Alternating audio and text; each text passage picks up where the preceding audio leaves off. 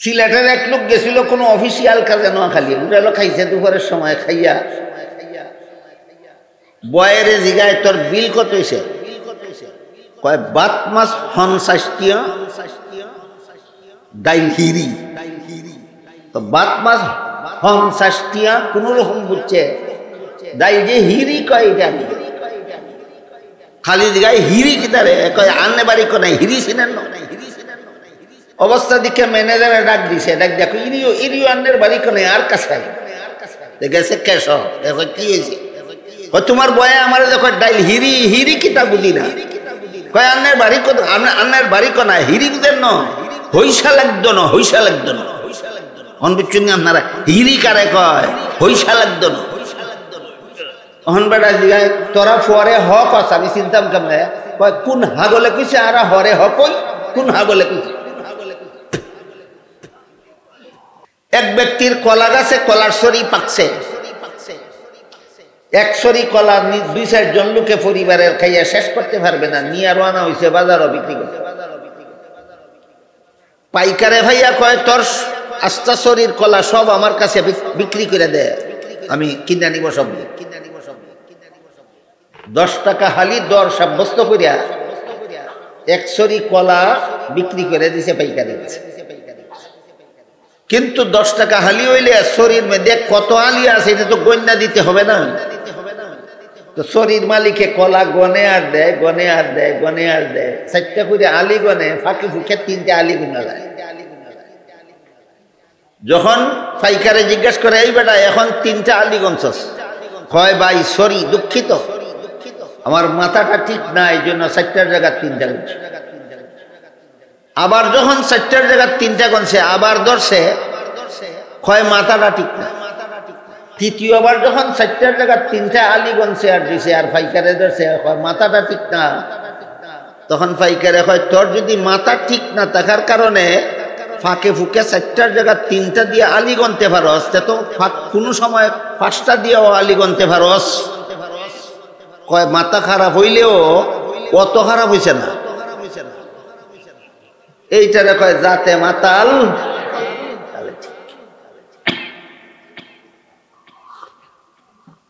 আমাদের সমাজে যারা স্কুল কলেজের শিক্ষা ব্যবস্থা প্রণয়ন করে এরা এই কলার শরীর মালিকের মতো জাতে মাতাল, তালে ঠিক।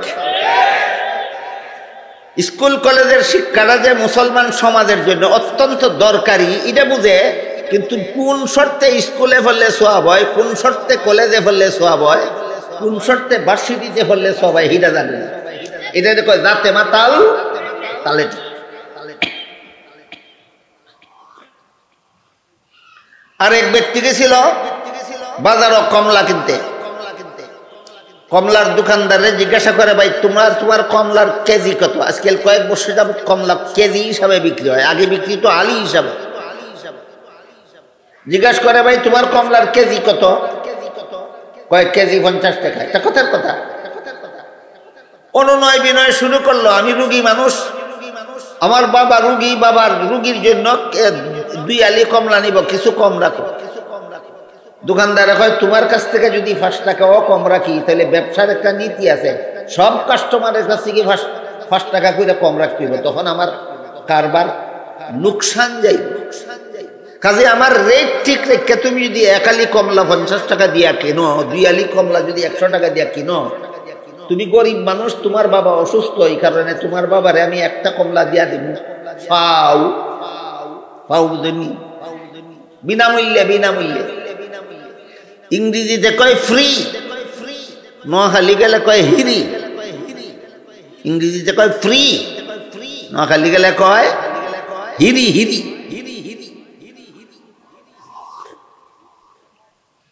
সিলেটের এক লোক গেছিল কোনো অফিসিয়াল কাজে নোয়াখালী, উঠালো খাইছে দুপুরের সময়, খাইয়া বয়ের জিগায় তোর বিল কত হইছে? কয় বাত মাছ 50 ডাইল হিরি। তো বাত মাছ 50 কোন রকম বুঝছে, ডাইল যে হিরি কয় এটা খালি জিগায় হিরি কিতারে কয় আন্নে বাড়ি কোনায় হিরি ছিলেন না। অবস্থা দিকে ম্যানেজারে ডাক দিছে, ডাক দেখো ইরিও ইরিও আন্নের বাড়ি কোনায় আর কাছে গেছে কেশ কি হয়েছে? তোমার বয়ে আমার দেখো ডাইল হিরি হিরি কিতা বুঝি না কয় আন্নের বাড়ি কত আন্নের বাড়ি কনা হিরি বুঝেন ন হইসা লাগতো না হইসা লাগতো না অন বুঝছেন আপনারা হিরি কারে কয় হইসা লাগতো না অহন বেটা জিগায় তোরা ফরে হক আস আমি চিন্তাম কেমনে কয় কোন হাগলে কইছে আর হরে হক কই কোন হাগলে কইছে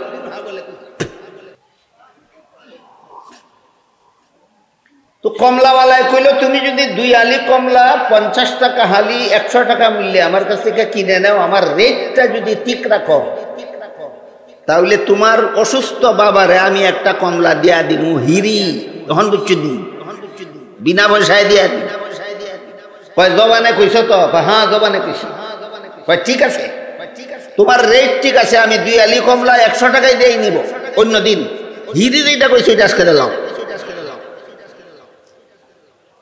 এটারে কয় জাতে মাতাল মুফাসসিরিনে কেরাম তাফসীরের কিতাবে লিখেছেন স্কুলের পড়া কলেজের পড়া ভার্সিটির পড়া সওয়াবের কাজ 2 শর্তে হে সওয়াবের কাজ জানে 2 শর্ত জানে না এটার নাম ওই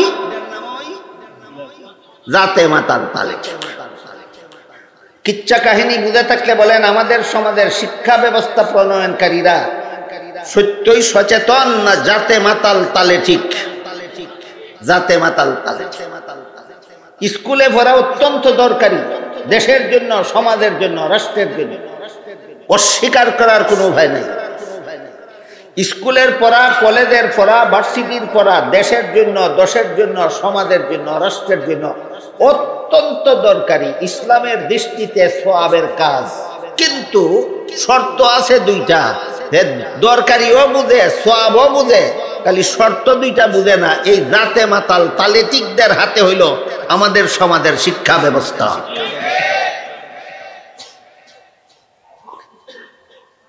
এখন স্কুলের পড়া যদি 2 শর্তে সওয়াবের কাজ হয় কলেজের পড়া যদি 2 শর্তে সওয়াবের কাজ হয় ভার্সিটির পড়াও যদি 2 শর্তে সওয়াবের কাজ হয় তাইলে ইসলামের শিক্ষানীতি নাই ইসলামে যদি শিক্ষানীতি থাকে তোমারে মুতে ধরছে নি আরেকটা মন গড়া শিক্ষানীতি বানাও কথা বুঝলেন কিনা দেখেন তোমারে মুতে ধরছে নি তুমি যদি মুসলমান হয়ে হতে মন গড়া শিক্ষানীতি আরেকটা বানাও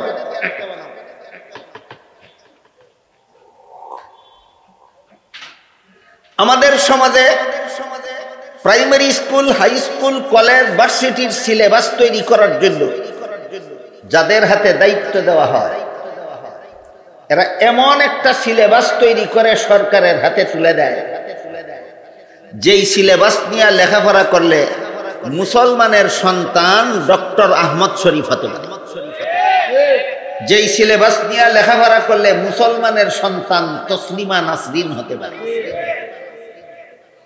এই শিক্ষা ব্যবস্থা মানুষ গড়ার শিক্ষা ব্যবস্থা নয় এই শিক্ষা ব্যবস্থা মানুষ গড়ার শিক্ষা ব্যবস্থা নয় এই শিক্ষা ব্যবস্থা হইল মানুষকে নাস্তিক বানাবার শিক্ষা ব্যবস্থা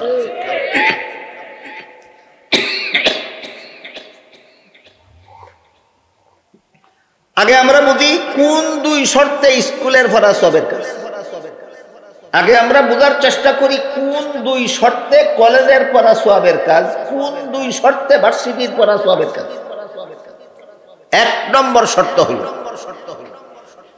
তুমি মুসলমানের সন্তান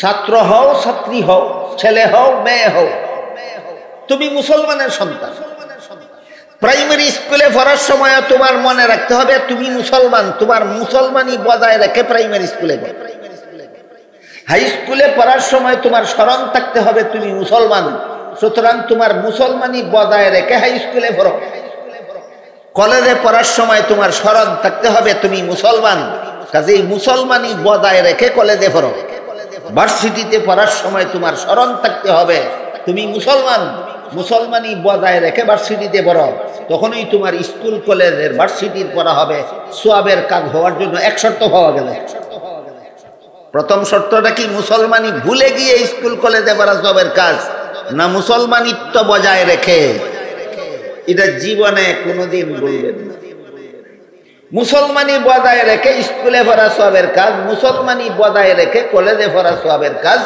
মুসলমানি বজায় রেখে ভার্সিটিতে পড়া সবের কাজ। 1 নম্বর শর্ত মুসলমানি বজায় থাকে কেমনে, এটা একটু আবার দিচ্ছি আপনাদেরকে। অনেকে আবার এটা এত সংক্ষেপে কইলে টের পাবে না যে মুসলমানি বজায় থাকে কেমনে।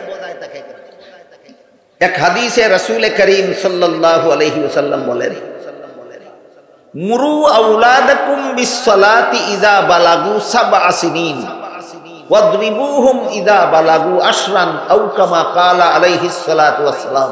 এর অর্থ হলো, হে আমার উম্মত মুসলমানেরা, তোমাদের সন্তানেরা ছেলে হোক মেয়ে হোক, যখন 7 বছরের হয় তখন তাকে নামাজের আদেশ করো। 10 বছরের ছেলে মেয়েকে মুসলমান মা বাবারা শাসন করে নামাজি বানাও। এই হাদিসে রাসূল বলেছেন, আমার ছেলে মেয়েকে যেন 10 বছরের সময় শাসন করে নামাজি বানাই, আর এদের 7 বছরের সময় এদেরকে যেন নামাজের আদেশ করে।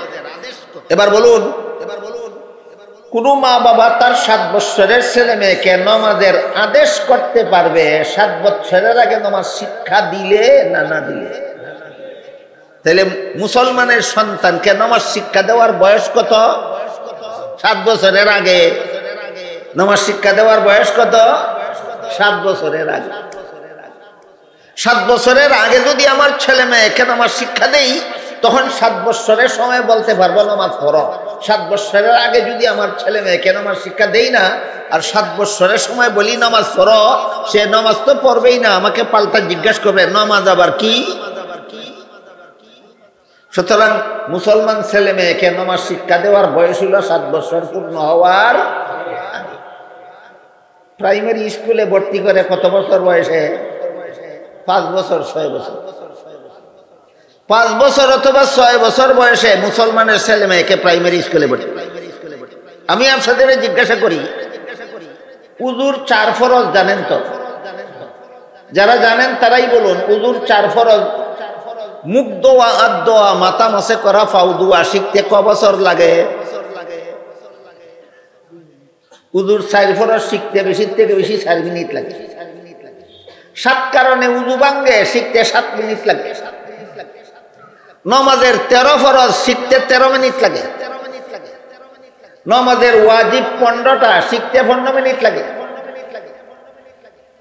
19 কারণে নামাজ ভেঙ্গে যায়, শিখতে 19 মিনিট লাগে।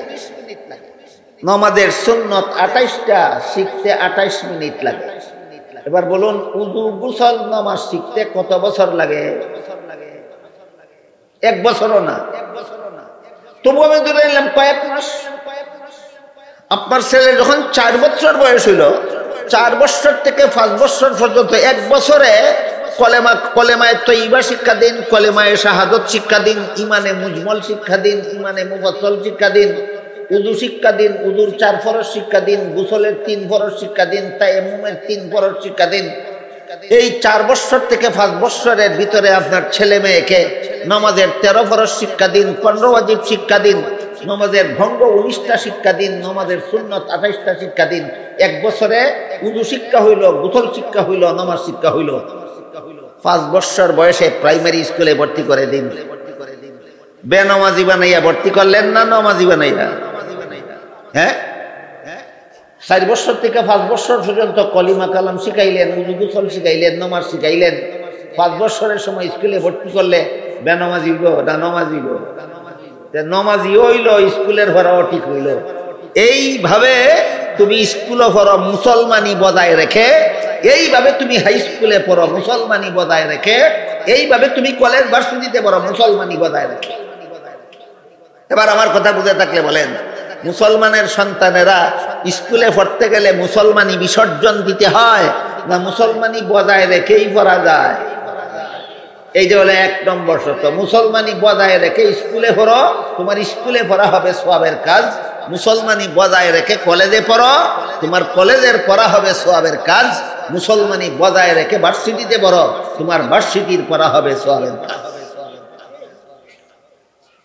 এবার বলেন, স্কুল কলেজের পড়া সওয়াবের কাজ হওয়ার জন্য প্রথম শর্তটা হলো মুসলমানি বজায় রাখা। মুসলমানি বজায় রাখার জন্য প্রাইমারি স্কুলের মেয়াদকাল লঙ্ঘন করতে হয় না ঠিক রেখেই বজায় রাখা যায়? ঠিক রেখেই বজায় রাখে। তারপরও আমাদের সমাজের আমার মনে হয় 1000 মুসলমান মা বাবার মধ্যে 999 জন মুসলমান মা বাবা ছেলেকে মেয়েকে উযু না শিখাইয়া, গোসল না শিখাইয়া, নামাজ না শিখাইয়া প্রাইমারি স্কুলে ভর্তি করে দিয়েছে। তাইলে তোমরা যে তোমাদের ছেলে মেয়েদেরকে উযু গোসল না শিখাইয়া, নামাজ কালাম না শিখাইয়া প্রাইমারি স্কুলে ভর্তি করে দিছ, বলো তোমার বুকে হাত দিয়া প্রাইমারি স্কুলের মাস্টার তোমার ছেলে মেয়েরে নামাজ শিখাইবনি? তাহলে তুমি নিজেই তোমার কলিজার টুকরা সন্তানের লাথি মেরে জাহান্নামের পথে পাঠায় দিছো। এই সমস্ত ছেলে মেয়েদেরকে জাহান্নামের পথে প্রথমে পাঠায় নিজেদের মা বাবা। এই সমস্ত মা বাবাকে আল্লাহ কোরআনে কি বলছেন দেখুন তো। আল্লাহ পাক রব্বুল আলামিন বলেন, ইয়া আইয়ুহাল্লাযীনা আমানু কু আনফুসাকুম ওয়া আহলিকুম নারান ওয়াকুদুহান নাস ওয়াল হিজারা। হে ঈমানদারগণ, হে মুমিন মুসলমানগণ, তোমরা নিজেরাও জাহান্নাম থেকে বাঁচার পথে চলো, তোমাদের পরিবার পরিজন বিবি বাচ্চা ছেলে মেয়েকেও জাহান্নাম থেকে বাঁচার পথে চালাও। আয়াত বুঝে থাকলে বলেন, আমার ছেলেকে আমার মেয়েকে 7 বছরের আগে নামাজ না শিখাইয়াই প্রাইমারি স্কুলে ভর্তি করে দিলাম। প্রাইমারি স্কুলে মাস্টারেরা আমার ছেলেরে নামাজ শিখাবে না, ভালোভাবেই জানি। প্রাইমারি স্কুল পাশ করে হাই স্কুলে চলে গেল, ওইখানের শিক্ষা গুরুরাও আমার ছেলে মেয়েকে নামাজ শিখাবে না, আমি ভালোভাবেই জানি। হাই স্কুল পাশ করে কলেজে চলে গেল, ওইখানের শিক্ষা গুরুরাও আমার ছেলে মেয়েকে নামাজ শিখাবে না, আমি ভালোভাবেই জানি। কলেজ পাশ করে ভার্সিটিতে চলে গেল, ওইখানের শিক্ষা গুরুরা যে আমার ছেলে মেয়েকে নামাজ শিখাবে না, ভালোভাবেই জানা আছে। জেনে শুনেও যে সমস্ত মুসলমান মা বাবারা নিজের ছেলে মেয়েদেরকে উযু গোসল না শিখাইয়া, পাক নাফাক না শিখাইয়া, নামাজ কালাম না শিখাইয়া স্কুলে ভর্তি করে দেয়, আল্লাহর কোরআনের নির্দেশ মতো এরাই নিজের সন্তানকে জাহান্নাম থেকে বাঁচায় না এরাই কলিজার টুকরা সন্তানকে জাহান্নামে পাঠায়? এরাই নিজের কলিজার টুকরা সন্তানকে জাহান্নামে পাঠায়। কাজেই স্কুলে কলেজে ফিরে যে সমস্ত মুসলমান ছেলে মেয়ে বেনামাজি হয়, স্কুল কলেজে ফিরে যে সমস্ত ছেলে মেয়ে বদামল হয়, স্কুল কলেজে লেখাপড়া করে যে সমস্ত ছেলে মেয়ে লম্পট হয়, মস্তান হয়, এদের জীবন ধ্বংস করার জন্য, এদের কপালে কুড়াল মারার জন্য 2 দল মানুষ দায়ী। এক দল হইল, প্রথম দল হইল এদের মা বাবা, প্রথম দল এদের মা বাবা। দ্বিতীয় দল হইল এদের শিক্ষা গুরুরা, দ্বিতীয় দল হইল এদের শিক্ষা গুরুরা। কাজেই যেসব মা বাবা নিজের ছেলে মেয়েকে নামাজি না বানাইয়া স্কুলে কলেজে ভার্সিটিতে পড়াও, কিয়ামতের দিন তোমার নিজের নামাজ তোমাকে জাহান্নাম থেকে বাঁচাতে পারবে না। কলিজার টুকরা সন্তানকে কেন বেনামাজি বানাইয়া জাহান্নামের লাকড়ি বানাইছো? এই কারণে সন্তানকে বেনামাজি বানাবার কারণে তোমার মতো নামাজি মা বাবাকেও জাহান্নামে যেতে হবে। গেল প্রথম শর্ত, আমার ছেলে মেয়ের জন্য স্কুলে পড়া সওয়াবের কাজ, কলেজে পড়া সওয়াবের কাজ, ভার্সিটিতে পড়া সওয়াবের কাজ। বিনা শর্তে না 2 শর্তে? প্রথম শর্তের নাম মুসলমানি বিসর্জন দিয়ে স্কুলে পড়ো না বজায় রাখিয়া। মুসলমানি কেমনে বজায় থাকে বুঝলেন কিনা? এইভাবে মুসলমানি বজায় থাকে। কলেমা কালাম শিক্ষা দাও, উযু গোসল শিক্ষা দাও, ফাক নাফাক শিক্ষা দাও, নামাজ শিক্ষা দাও, নামাজি বানাও, প্রাইমারি স্কুলে ভর্তি করো। এগুলি শিখাইতে 1 বছর লাগে না, এগুলি শিখাইতে 1 বছর লাগে না। প্রাইমারি স্কুলে ভর্তি করাবার বয়স হওয়ার আগেই এই সবগুলি শিক্ষা দেওয়া যায়। মা বাবা ইচ্ছা করলে ঘরে বসে বসে নিজেরাই শিখাইতে পারে, নিজেরা না জানলে গৃহশিক্ষক নিয়োগ কইরা 4 বছর থেকে 5 বছরের সন্তানকে 1 বছরে সবগুলি শিক্ষা দিতে পারে।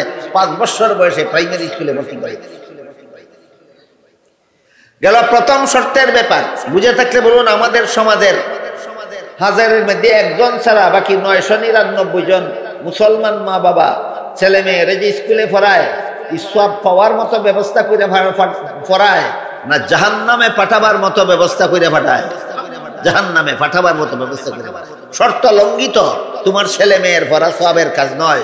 কোনো সন্দেহ নাই, যেই পড়া ছাত্র ছাত্রীকে নামাজি হতে দেয় না, যেই পড়া ছাত্রছাত্রীকে দুর্নীতিমুক্ত হতে দেয় না, যেই পড়া ছাত্রছাত্রীদিকে সৎ পথে জীবনযাপন করেনেওয়ালা হতে দেয় না, কোনো সন্দেহ নাই এই লেখাপড়াই তাকে জাহান্নামে নিয়ে যাওয়ার জন্য যথেষ্ট হবে। 2 নম্বর শর্ত হইল, তুমি কেন স্কুলে পড়বে, তুমি কেন কলেজে পড়বে, কেন তুমি ভার্সিটিতে পড়বে, তোমার উদ্দেশ্য কি বলতে হবে। উদ্দেশ্য কি বলতে হবে, উদ্দেশ্য কি বলতে হবে। কেউ যদি বলে আমি স্কুলে কলেজে ভার্সিটিতে পড়ি, এই পড়ার দ্বারা একটা সরকারি সার্টিফিকেট পাওয়া যাবে, সরকারি সার্টিফিকেট পাইলে আমি সরকারি চাকরি পাবো, সরকারি চাকরি পাইলে আমি জীবন ভর বেতন ভাতা এবং পেনশন বুক করতে পারবো। আজকাল বেশিরভাগ ছাত্রছাত্রী স্কুল কলেজ এই উদ্দেশ্যেই করে। আমার জানা মতো আজকাল বেশিরভাগ স্কুল কলেজের ছাত্রছাত্রী এই উদ্দেশ্যেই করে, সরকারি সার্টিফিকেট, সরকারি চাকুরি, সরকারি বেতনের লোভে পড়ে। এই উদ্দেশ্যে যদি কোনো মুসলমানের সন্তান স্কুল কলেজে পড়ে, তাইলে তার উদ্দেশ্যটা হইল সমাজের সেবা না পেটের সেবা। তুমি পেটের সেবার জন্য পড়ো, তোমার সওয়াব হবে কেন? সওয়াব পাইতে হইলে একটা মহান উদ্দেশ্য রাখতে হবে। বিদ্যার মতো এত মহামূল্যবান জিনিস তুমি তুচ্ছ উদ্দেশ্যে অর্জন করতে পারো না। একটা উন্নত মানের উদ্দেশ্য নিয়ে মুসলমানের সন্তান স্কুলে পড়তে হবে, একটা উন্নত মানের উদ্দেশ্য নিয়ে মুসলমানের ছেলে মেয়ে কলেজে পড়তে হবে, একটা উন্নত মানের উদ্দেশ্য নিয়ে মুসলমানের ছেলে মেয়ে কলেজ ভার্সিটিতে পড়তে হবে।